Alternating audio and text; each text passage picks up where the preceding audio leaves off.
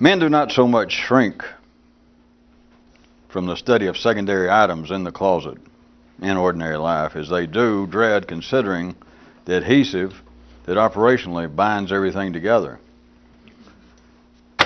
It is on that kind of basis that people will apparently be prepared to consider, to talk about, to discuss, to go out and be entertained by everybody from rabbis to ministers to educators to lecturers, and that people, even on their own apparently, consider, reflect on the individual items in their closet, the individual aspects of their life, the heartbreak, the psoriasis, the downfall, the failed love affairs, the daydreams. They will consider, this is the only way that the ordinary mind works though, is it considers each one as a discrete packet. And at the ordinary level, you've got no choice. That's simply the way the mind works. That is the basis of the polarized energy that they can measure on machines that runs through the brain, known as thought, and with ordinary civilians, even known as other things. The spark of life, their conscience, the Holy Spirit, or whatever. But without this, they got none of the other, so they can call it anything they want to. They are quite prepared to study in what they would call a very serious sense, to reflect, to ponder, to ruminate on the individual aspects of life. But men are not prepared, not because they lack some kind of moral backbone, they lack the intellectual, that is, they lack the electrochemical ability en masse to do this. And so I just put it on that page that they then dread, figure of speech since they can't do it, but they dread even being faced with the prospect of reflecting on the adhesive that holds it all together. Men do not even think that way, which maybe it's not making sense yet, but you can see what I mean in a second if anybody's listening. Men will consider the individual aspects of life, which you got no choice and there's no complaint with it, and an ordinary man would say, well, what choice do I have, or why is that not to my advantage?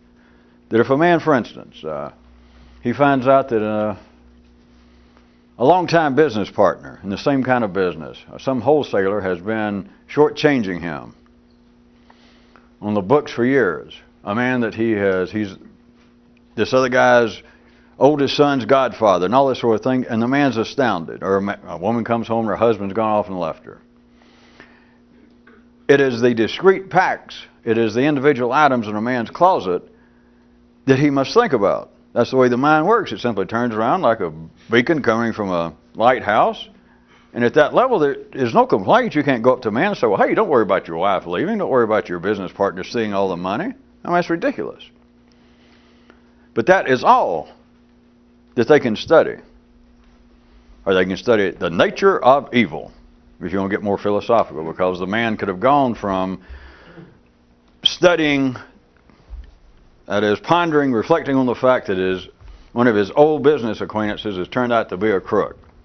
And after he gets over that, or maybe finds out the guy's in Brazil and he can't extradite him, he can't sue him, once he gets over it, maybe 10 years later, as hormones are wont to do, he may have the ability to apparently turn more philosophical and begin just to reflect not just on that cheating pseudo-friend, but on the nature of evil. But it's the same thing, because all he can do is exemplify it. The mind must pick out something in the closet of life, and if it looks at it by and large the same way that you would fit it under a microscope. There's only a limited amount of space.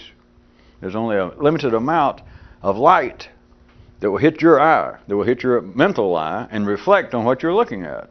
That is, you have to turn around and somebody can say, well, what do you think of this? And you look and you'll give it your best shot. And they say, well, but how about this? It's related to this. And you say, wait a minute. Okay. They say, well, how about this item? Well, that's all you can do. You can do it. It's in business, social life, it's everywhere. That's the way the mind works. What it does not, the way I was putting it more poetically, is that the mind dreads trying to reflect upon the adhesive that holds it all together. And we've already established when I say dread, it's not a matter that people can just simply do it and they don't want to, or that they're frightened to, or etc.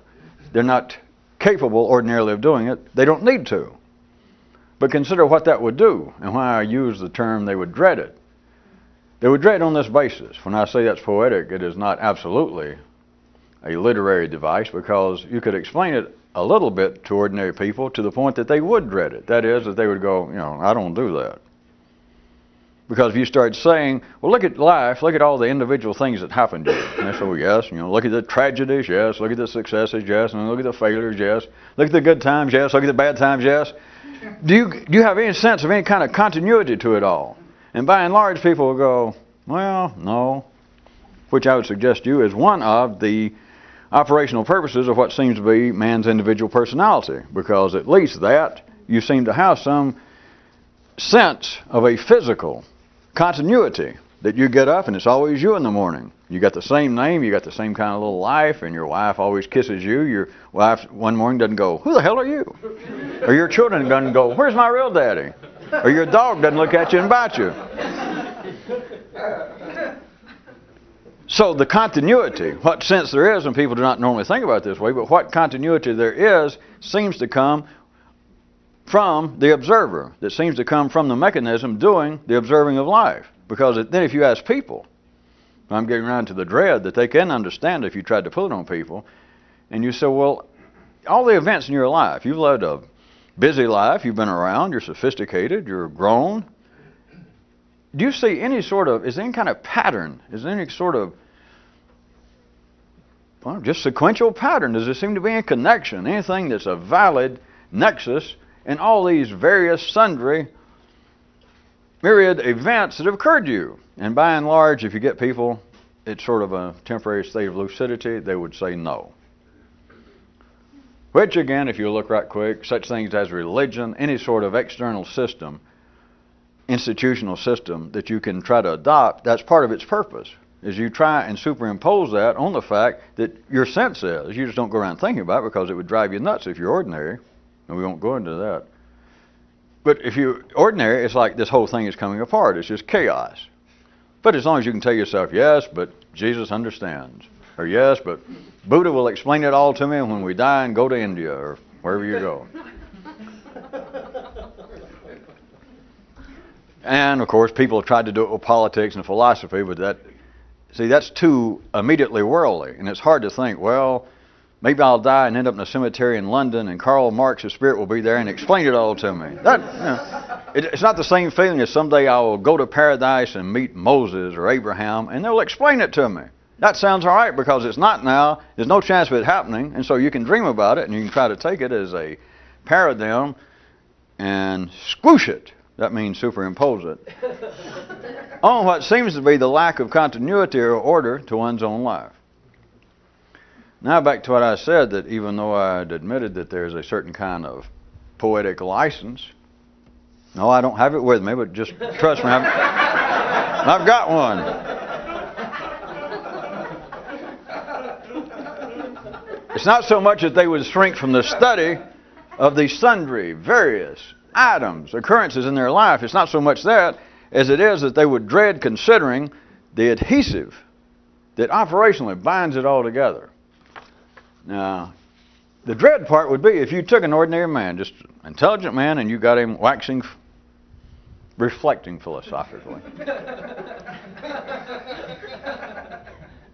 And you told him this, and he said, well, I'm not sure I get it. It's probably you mean it some way metaphorically, so press on. You said, all right, here's what I want to say.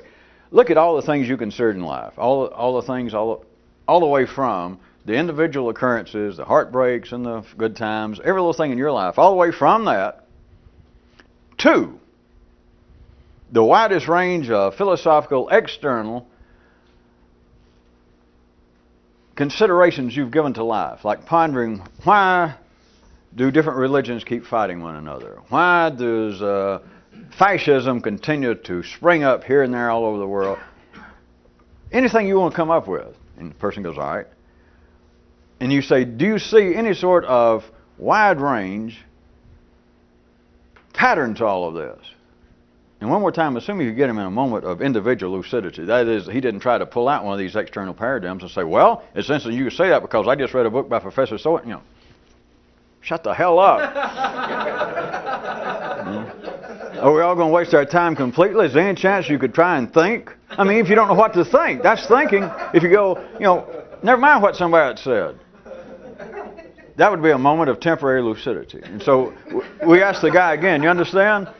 Well, but now you guys know that passes for intelligence in the ordinary world. If you said, do you see any sort of pattern? That sounds like a pretty heavy question. And the guy goes, aha. It just so happens I just got through reading a book where the lead horses have dry rot.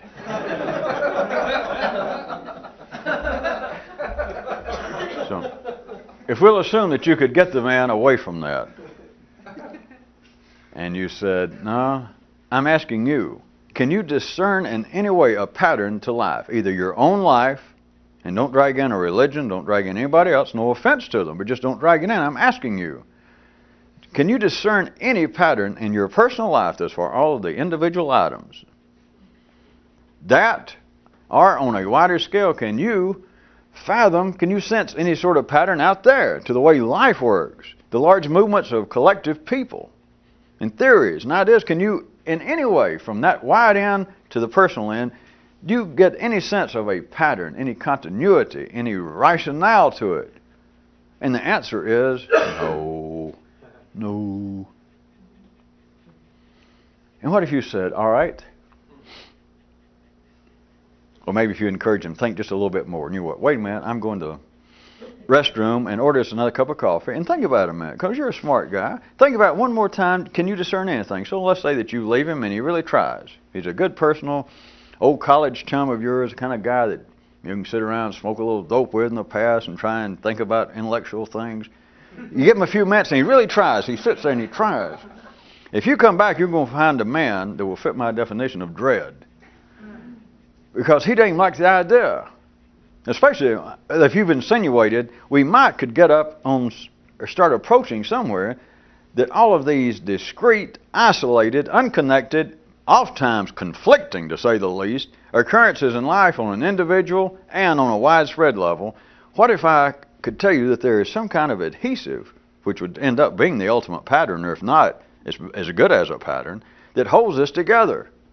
Let me go to the bathroom, get some more coffee, and you leave, and he really tries being a friend of yours and being momentarily caught in the grip of would-be lucidity, and he goes, oh! It brings about what I call dread on that one paper. Dread, in the sense, is going to require real effort and apparently no payoff, to say the very least. And if he was not a little bit extraordinary, it wouldn't even be just a lack of payoff. It would be verging on the insane, the irrational. Because the mind, even though he might be a good old college drinking and pot buddy of yours, and he might try to give you the benefit of the doubt and that you've always had some good ideas, but still his own mind, operating at his best street level, rejects the idea that there is a pattern. Because if your mind could do that, anybody's, you would not ever look externally to a religion, a philosophy, to your mother. You wouldn't look to anybody and go, hey, what should I do? You would know what to do, assuming there is anything to do. You would not ever solicit advice. So there's no chance that you're going to understand what's going on at that level. None. That's the only reason you've got religion. That's the only reason you've got politics. That's the only reason you've got all institutions. It's the nature of the secondary world. If you look at the secondary world as being a snake and it knew the secret, it's a snake on this basis, that before you ever get around to it, it's going to bite off its head before it ever talks to you. And the mind knows that, even though the mind might not use that much of a stretch of a symbol, perhaps. But the mind would dread in the sense that, I'm not going to start thinking about that. And it can understand this dread up to this point. If you start taking a good, rational man, an ordinary, educated man, and he talks about, if you say, what would you consider to be some of the outstanding historical difficulties in human life? Maybe he brings up religious prejudice, racial prejudice, political intolerance, who knows what, just the great things that, the conflicts. And if you said, taking away all ideas of gods and devils and fighting and men being the battlefield and all that, just consider yourself temporarily lucid for a moment. That is, that your thinking is not polarized, not magnetized, and you're not held like two of those little dogs that either repel or push each other away. For a minute, think about that your brain might have the ability to stand up and look around and walk somewhere and go somewhere just a step or so without stepping in something. That is, without stepping in something saying, God damn, somebody else put it there. Or it's my fault, which is even worse, but relatively speaking. If you told a man that, and you said, all right, on the basis of all these great conflicts you see, do you see any rationale for it? And the man says no. And you said, all right, pick out one that you have some interest in. And so he says, all right. And most likely he's going to pick out one that his religion or his nation is either currently in some sort of conflict, or he'll bring out historically how it was in a conflict and how they were mistreated. And if not that, it's how some banker mistreated his family 5 years ago. So he'll pick out something that he has an interest in. If he's alive, he will. And you say, well, let's pick out something that we can discuss as an example. So he picks out something. Let's say he gets really philosophical, and he picks out and he says, well, all right, something that does bother me, and he might say, I'm no longer that identified with my genetic background, with my family's race or religion or politics. But they might say, well, what still bothers me is back in the old country, back in some other part of the world, is that my kind of people, my kind of religious or race or nationality are still fighting this other race, nationality, etc. And it bothers me because it is so unfair, it is so insane. But he has some interest because, well, yeah, I do, because most of my family is on the side of X religion. And you say, all right, what if, and still we're assuming more than actually happens, that he could hold that amount of non-magnetized, non-polarized lucidity, normally referred to, as being objective. If he could hold it about the same amount of time a man can hold his breath while under Niagara Falls.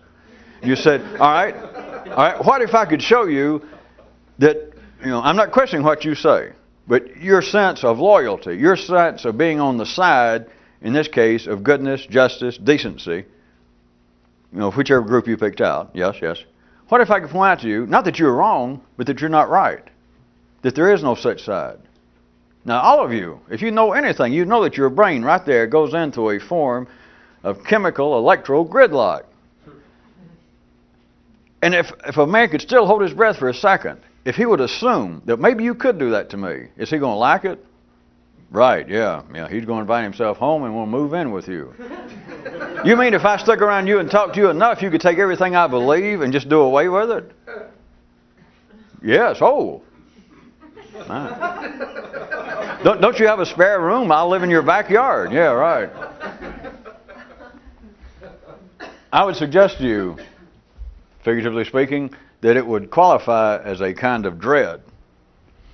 Because if you showed that all of this, one more time, you got to understand, not to say the man is wrong. If he's picking out one side in a great argument, let's just make it easy so that you don't try to fill it in. If you finally said, well, I don't really care much about anything that goes on in life, and you say, well, you got to be on the side of goodness as opposed to non-goodness, because there are obviously examples in life that you've got to say people act in an ungoodly way. He would have to say, well, yes, there is. There are certainly examples of that. You say, well, so you're on the side of goodness. Goodness, justice, the truth as opposed to error, ungoodness, evil. No religious sense, no particular sense, just doing the right thing as opposed to doing the wrong thing in a human sense. He said, well, yes, I'm on the side of doing the right thing. If he could still hold his breath a minute, and you said, well, what if I could show you that what we're dealing with is electrochemical forces, and what you call goodness and evil is simply secondary, intellectual translations of it in a necessary way for ordinary humans, but not truly indicative of what's going on? Is he going to follow you home? Is he going to say, I have finally found my intellectual savior, tell me more. Take my brain and wipe it as clean as a hound's tooth. Yeah, right. Even if he sensed that, wait a minute, you might be able to do that, he would be on the verge of you playing out their little mythical stories throughout the literature of man of this sort of thing happening, of ghosts, spirits, dreams being shot, destroyed, and oftentimes the story led up. I'm not going there you read them in childhood and just didn't recognize them. You've heard them in temples and churches under other guises, but where it seemed to be either some great promise or some great fear, ends up, and some hero has his protagonist as either being the idea or somebody staying outside between him and his dream or him and his great nightmare, and somebody unaccountably, without his cooperation, without his plan, either shoots the dream or destroys the nightmare, and it doesn't turn out like the man thought. He is either not as pleased that his nightmare is gone, or he's not as upset that it's gone, or he's not as pleased that his dream was gone. It's just suddenly that, hey, this is not what I planned on. That's the dread. Because the dread would literally be, if it could be, that you would have taken the platform under a man's thinking and ripped it out. And there he'd be in midair. An ordinary man cannot defy the laws of gravity. His brain would collapse.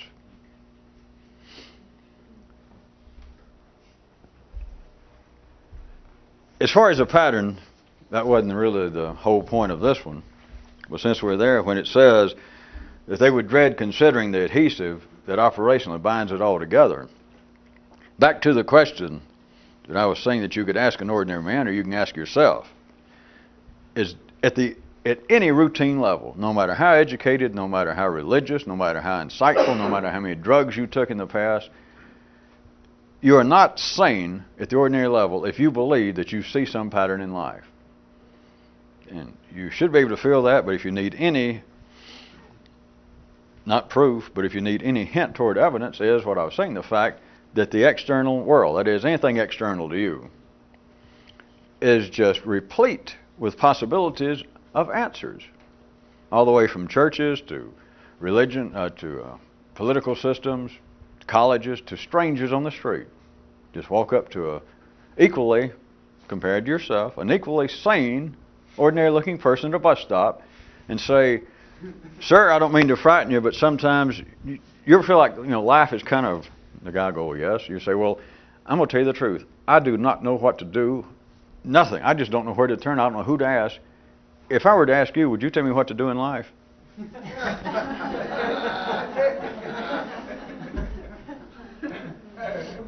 Probably cheaper than going to a church. But the point is, life is arranged in such a way because it's a transfer of energy.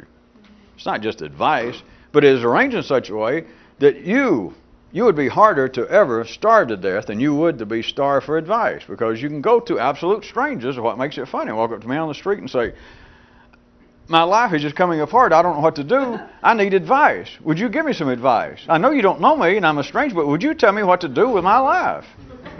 And you're going to have to go through probably several hundred people, especially if they're sane at all, or at least as sane as you, before anybody will even hesitate.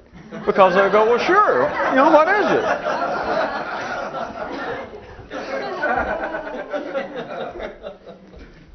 Back to what I was trying to propose to you is the evidence, hint, hint, hint, if you need any, that people do not know what's going on. They do not see a pattern, and that is and just religion being the easy one, is always the most obvious, the most widespread, not because it's the most egregious by any means, because there's nothing wrong with it, period.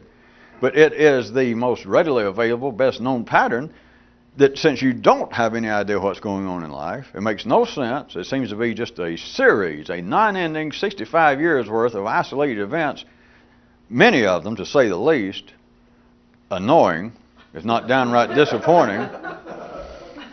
And since there is no pattern, that is what makes the institutions, that is what makes what seems to be collective knowledge, and especially if they say, well, it's not only collective knowledge, it's revealed knowledge, it's from the gods, it's from outside this system. That is, this system that doesn't make any sense, that there is no pattern to. That's just the illusion.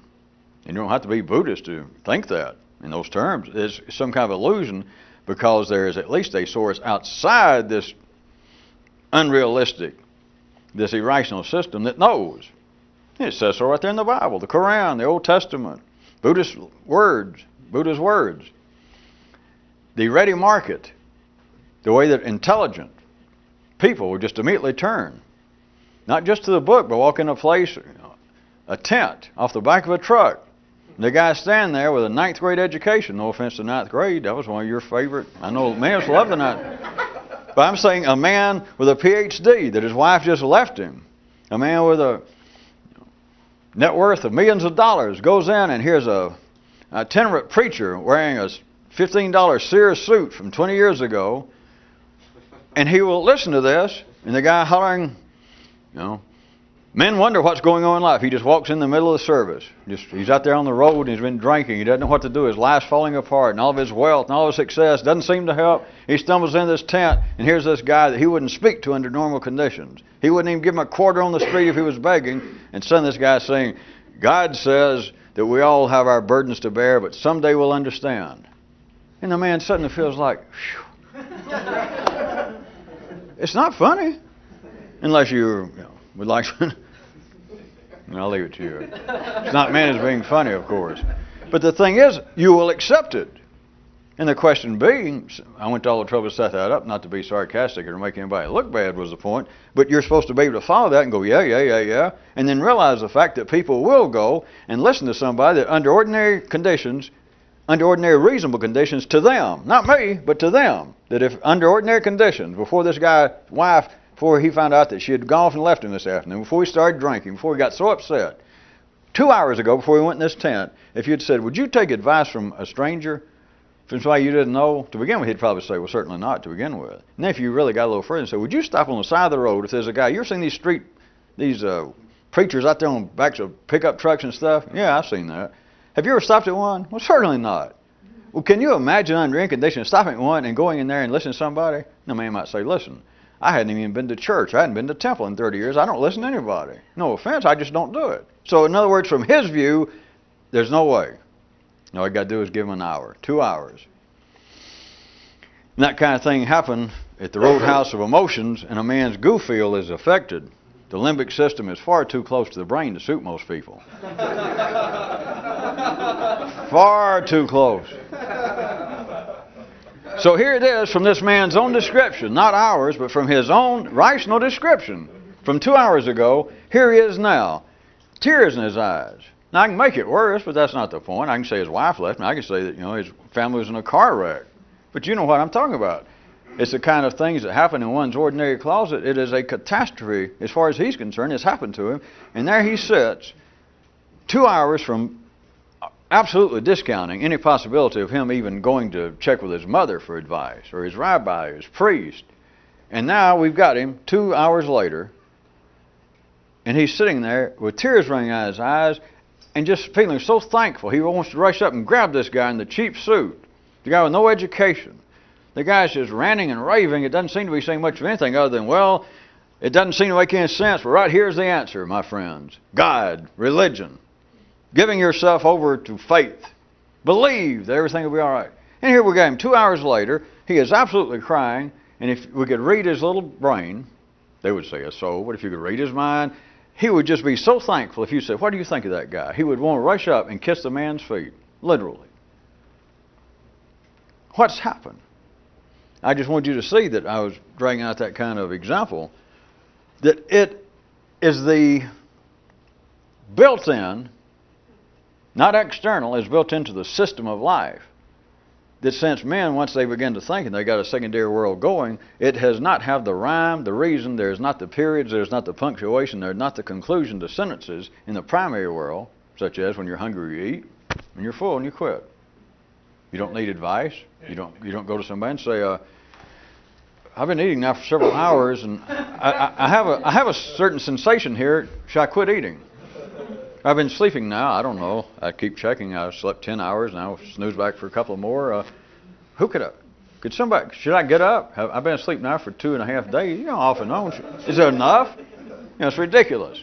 The primary world regulates itself. And any sane person does not need advice.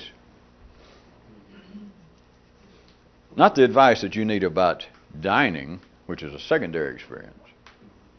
Gourmetting, as some of you say. But you certainly do not need advice on primary matters. None. That would be proof positive that you are not sane, that you are not rational. If you have to ask somebody, I've been very hungry now for several months. What do you suggest? And somebody says eat. And you go, damn, can I write that down? But when it comes to secondary matters, even though people can, to go back to the example I made up, even though people can figure out specifics, and you say, well, would you go seek advice about so-and-so? Would you go to a marriage counselor? Would you go and seek problems for alcohol abuse? Would you go and ask a priest what you should do about your financial affairs? Well, you should invest in companies that invest in areas of the world in which you disapprove. You can figure out anything, and a sane, rational man's going to say, no, I do not go accept that. I don't need somebody's advice. That's not true. The secondary world runs on it. That is the transfer of energy, because it is never complete. It is never satisfactory. No religion is satisfactory. No psychological approach is satisfactory. No school of psychiatry is satisfactory. Nothing in the secondary world is satisfactory. Well, I know, the graveyard. That's all. That's the closest you can come. There is nothing satisfactory, and therefore you have a built-in, undeniable, irrefutable market for advice. Just because you might try and say, I wouldn't go to a psychiatrist. You'll go to a bar. Or if you say, well, I don't drink. Yeah, but you go to temple. Anything you pick out, you go somewhere. You have to. I'm simply pointing out to you that there is no pattern that the ordinary mind can perceive, and therefore it is absolutely open as soon as you learn to talk. You turn right around to your mother, your dad, and go, huh? How am I doing? And you don't have to grow up to be mayor of New York. There is a dread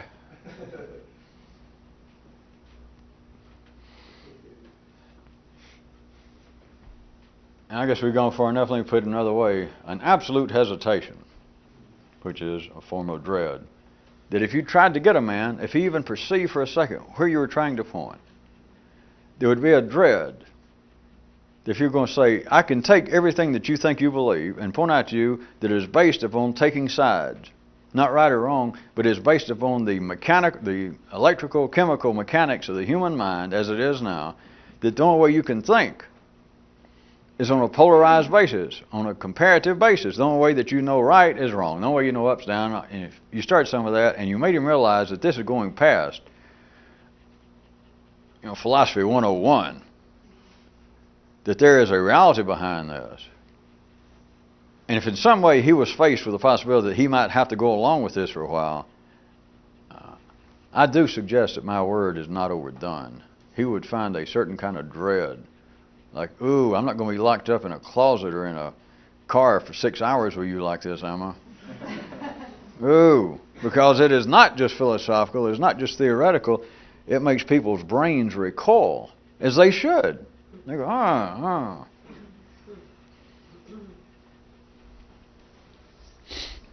It is thus that it is easy, if we were just being joke-wise, to fall into calling ordinary thought stupid and dumb. Because it does that which it is accountable to do. It does that which it is wired to do. And that is to hear that things are taking sides. And you can stand to an ordinary person and say, well, let me tell you something about, you see this as a conflict, or you see this as a possibility. Yes, I do, there's no doubt. And from his view, he's right. There's no doubt. The whole world agrees. If you said that's no conflict, you're an idiot.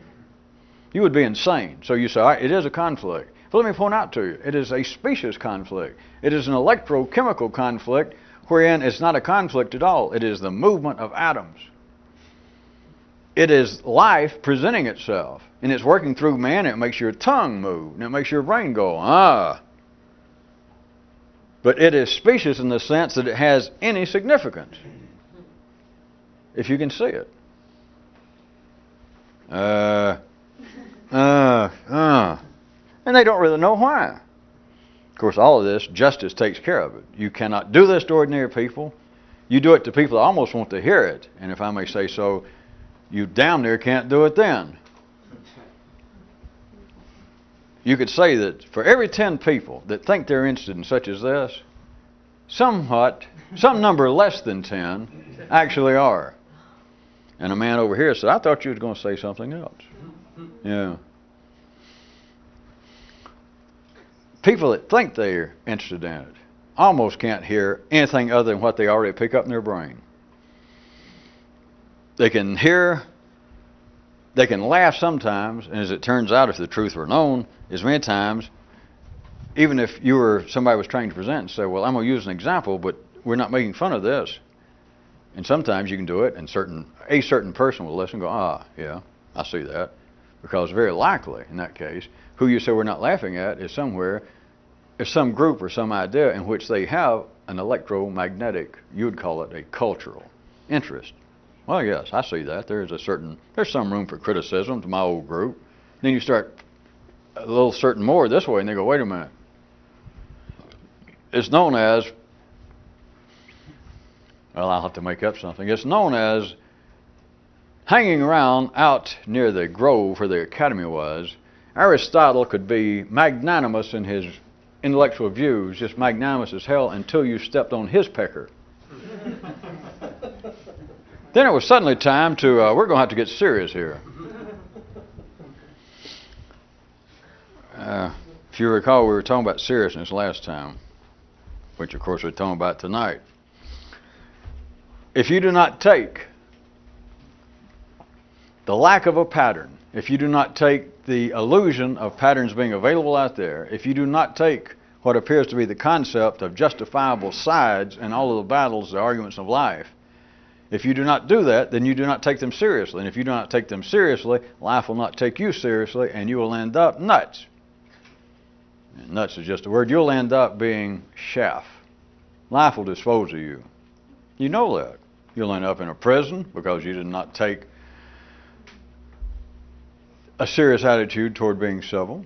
You'll end up in a mental institution. Still sounds better than hospital, doesn't it? Or does it? I don't know anymore.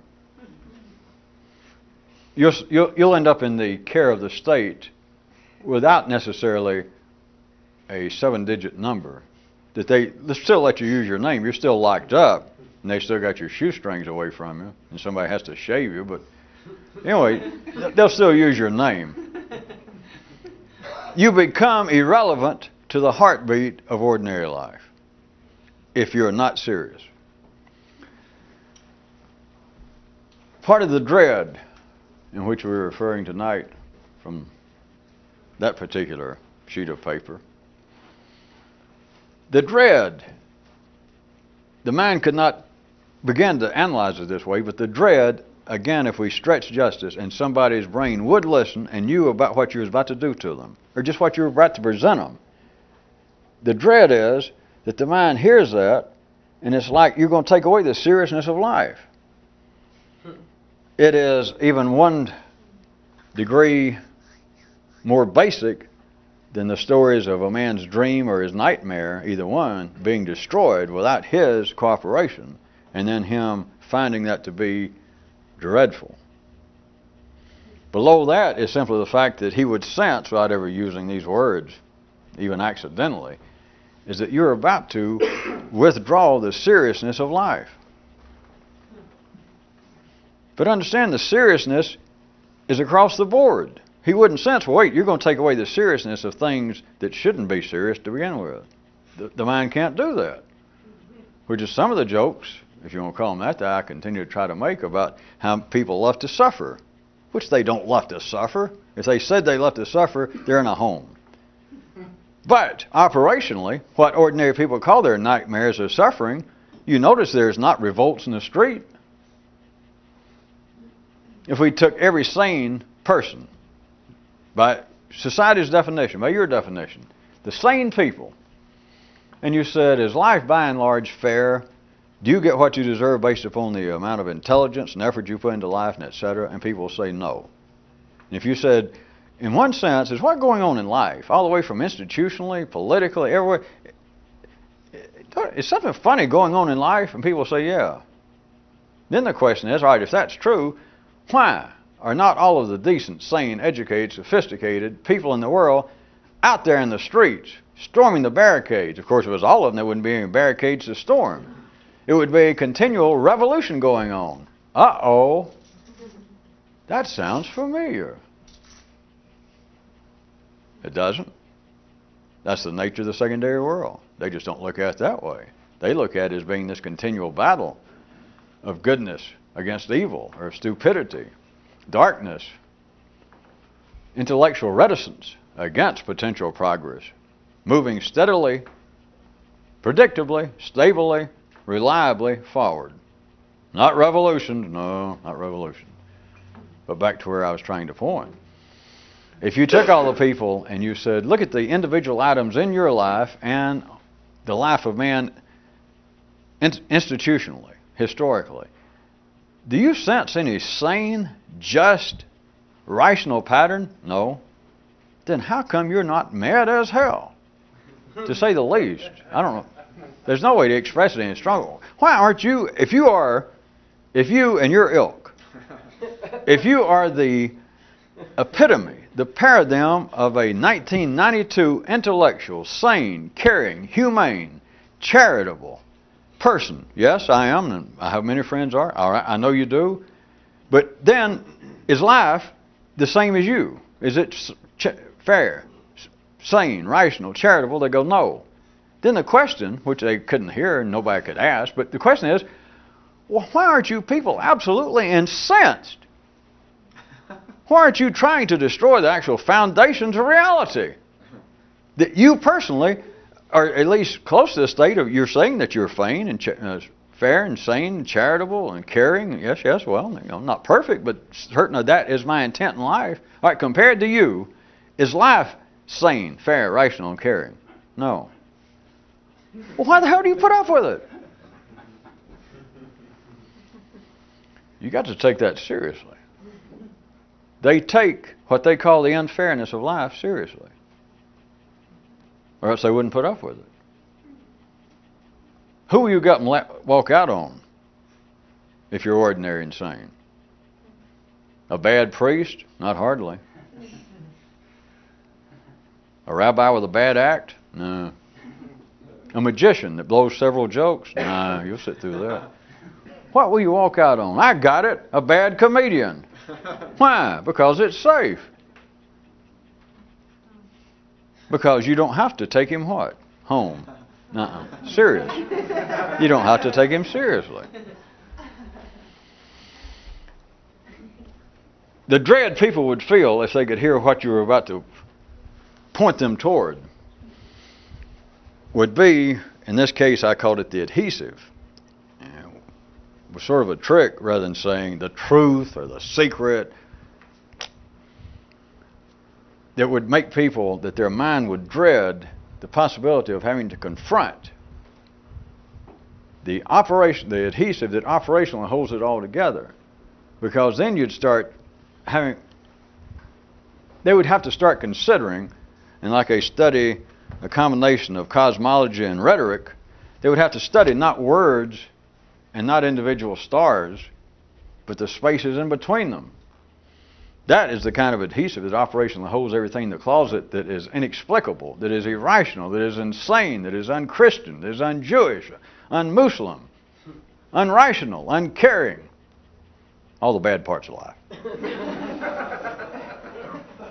Rather than standing around and you're waiting for the final battle, that either good or evil won. Finally, they can close up Valhalla. Finally, Odin can go, well, you know, I knew it was coming, but geez, at least it's over now, and they killed us all as decent persons, and, you know, be sure and give the dogs and the wolves a nice burial. At least if it get there. That's the way the mind thinks. And the fear, the dread, that the mind would know if it could hold its breath long enough for me or somebody to try to ease them up on it, would be that they're about to have to confront the fact that there's not going to be a winner. That their concept of the battle is not a battle. It's not even specious. It's just downright spurious. But it's on the basis that if they did not see that way, they'd have one eye. And you cannot think with one eye. You cannot think with a positive charge in your brain. You cannot think with the blood only going in and not coming out. You cannot think in a 3D environment if you're operating off of a normal brain unless it is polar based, unless it's binary. It's not a matter of saying, well, stop that. Because certainly a man can stop it if you want to put it that way. All he's got to do is shut his brain off and die. And just as he's dying, you say, now don't you feel better? Now do you see you're no longer prejudiced? I see. Because he couldn't say that because he could no longer think. But the dread that the mind would fear without knowing it is that, wait a minute, the forces of wherever it was, Agrathigor, the forces of evil are not going to finally overtake those decent Norsemen sitting there freezing their buns off for the goodness of us all. The armies of Satan and Lucifer are not going to overtake the armies of Allah and Moses and Jesus, and either goodness or evilness is not going to triumph. Nobody's going to triumph. And then it's just one step, and the mind goes, Not philosophically, not theoretically, but the mind's going, because what you're about to get to is the adhesive. You're about to look at the edge of a coin instead of looking at heads or tails. And somebody says, did you know that there are three sides to a coin? Yeah, there's heads and tails, good and evil, up and down, yeah. There's the edge. There's the adhesive, which is about the best immediate example you can use, and it's not just theoretical. The adhesive would be the closest the mind could conceive of there being an actual pattern. If you can take the word adhesive in a broad sense, you can take all religions, you can take all philosophies, you can take common sense, you can take every proverb you ever heard, assuming it had some value. If it's old enough to be remembered, it had some electrochemical charge that helped men stay stable. You can see them all as being representative of adhesive. It's why they seem to be insightful. It's why they seem to be broad-minded. It's why they seem to be, in some senses, to some people, they seem to be heaven-sent, otherworldly, like, my God. And you don't have to take this real metaphysically. Just take the good common one. Nowadays, it's even beyond the purview strictly of religion about do unto others as you would have them do unto you. Now, you've heard that so much to you, it is a truism and a proverb, but that's close to the adhesive. If you can put yourself back to the state of a child, of humanity as a child, running this close in the primary world. And now you, either individual or humanity, you're now a few years old or something, and the secondary world's beginning to start, and suddenly somebody told you that you're here based on a conflict. You're either physically in combat with your sister or brother, the kid next door, and suddenly a voice says, do unto others as you would have them do unto you. You wouldn't think that was, even if you didn't know the word God, you'd go, I got to come up with a new word. Where did that come from? Because it is absolutely otherworldly. It is astounding. Not because it was religious, not because it came from God, because it didn't. Why it's astounding is, it is very close to being the adhesive. It is almost pointing out to humanity, there is something holding all of this together, and it's not either this, and it's not that. Well, what do you mean this or that? Well, what do you mean? Well, I mean so-and-so. Yeah, that. Yeah, but you meant more, maybe. All right, yes. But wait a minute. Did you actually mean, how about something else? I'm doing both parts, you understand. They say, well, how about between this and that? You go, that too. And they'll keep on, not because your answers don't suit them, but they don't like it because they'll just do about one more. They'll pick out one that they know can't be true, so that no matter what you say, they go, I knew it. You went too far. The astounding, what makes it become a religion or a truism or an adage, love thine enemy. Forget being religious, you're just too used to that. I'm just picking them out at random. I could do them from other religions, but love thy enemy. And we're assuming this is something that fell into the mainstream of the chemical, electrical, energy ring humanity. So we're not talking about insane people, because that's the first thing you'd think is, wait a minute, what kind of nut said that? Love thine enemy. Somebody locked that man up, right? I mean, the closer you are to the primary level, it is absolutely insane. But now assume humanity is a couple of years old, and they suddenly hear, love thy neighbor, love thine enemy. It is very close to that dread, because it almost forces you can't see the pattern, because if you could see the pattern, you wouldn't think that you had an enemy anyway. So it's only people that's already locked into the secondary automatic pattern who believe in enemies, as they're supposed to start with, as when you're a child. I don't know, I thought maybe some of you were going to live long enough to grow up. Shows how much my opinion's worth. To hear that there is an enemy. See, it would use the terms already. Love your enemy. Right, you've got to be ordinary to even accept the sentence. And of course, to begin with, everybody's ordinary. That is, that there is somebody who's your enemy. There's probably somebody specifically you know that cheated you one time, or you even think that they're a group of people. There's institutional enemies that you and your people have, religious enemies, political enemies, racial enemies. And so you go, oh yeah, I understand enemy. See, so to begin with, you're already starting out lame. You understand that? That is, you're starting out ordinary. That you're going to take a proverb staying on one foot as you're supposed to.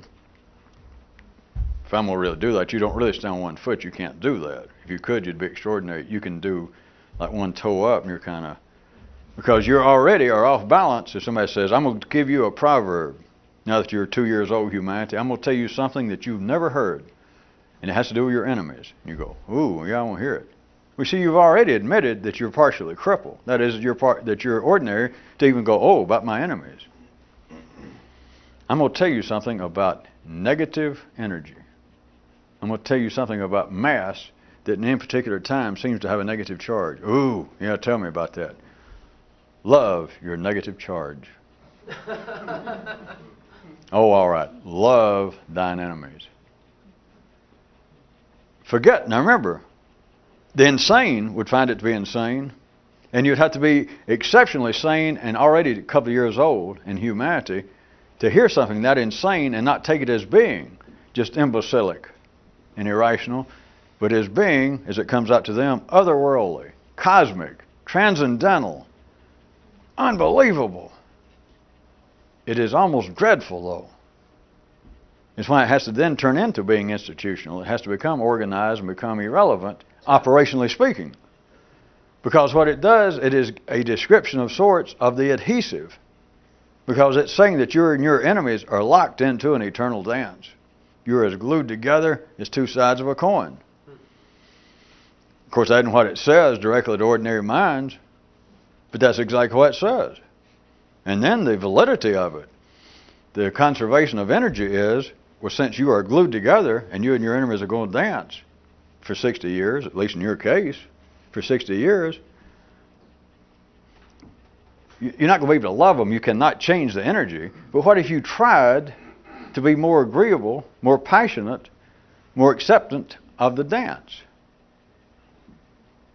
You follow? That if you say, hey, you got enemies, you got people you don't like in life, yes, yes, yes. What if I tell you you're glued to them? I mean, that's just a fact, forget it. You're glued to them for 60 years. All right. Try and like them. See, that all sounds vague. If you just say, love thine enemy. You know, it can't be done. It's not supposed to be done. But the message is so staggering because it is so... It is a two-dimensional limbing. It is an outlining of the pattern that in fact is the adhesive that holds everything together. But it's just doing it in a tricky way. Plus, it always ends up as God said it. That is information. This is information coming outside the system, which is why it sounds so strange. Because everybody goes, well, that is. You know, I would have never thought that. Only God could have thought that. You know, who else would ever thought love thine enemies? I mean, either God or some lunatic. You know, we don't listen to lunatics, we lock them up. We know not to. But that is, I would have never, ever thought that. And they're telling the truth. They're absolutely. It had to come from apparently somewhere else. And to make it at least on a widespread institutional, collective level, to make it safe to somewhere else, it's got to be somewhere besides another human. Because if it's another human, then you can discount it as being lunacy. If you came up to humanity, you said, now that you're 2 years old, I want to tell you something that's really worthwhile. In fact, it's very important. Love thine enemies. And you go, ooh. And you say, where'd you get that? And the guy says, my Uncle Hubert said it. You know, then you're all right. But if the guy says, I don't know what I should tell you, but I guess I'm going to have to finally tell somebody. I was down in a canyon, and it got real hot, and I took a nap, and it was like a voice spoke in a way that you won't believe. A voice. It was like some kind of cosmic, it was like the sun. It was like the atmosphere. The wind talked to me and said, love thine enemies.